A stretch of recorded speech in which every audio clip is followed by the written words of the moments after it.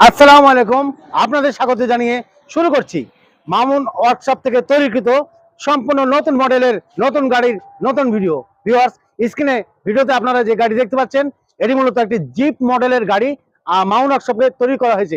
এর আগে এই ধরনের গাড়ি আমরা একটি তৈরি করেছিলাম খুব ছোট আকারে 41 ইঞ্চি সিট স্পেসে, এবং এই গাড়িটি 46 ইঞ্চি স্পেসে গাড়ি তৈরি করা হয়েছে। এবং বর্তমানে আমরা মামুন ওয়ার্কশপ থেকে এই গাড়ি 3,20,000 টাকায় ডেলিভারি দিচ্ছি।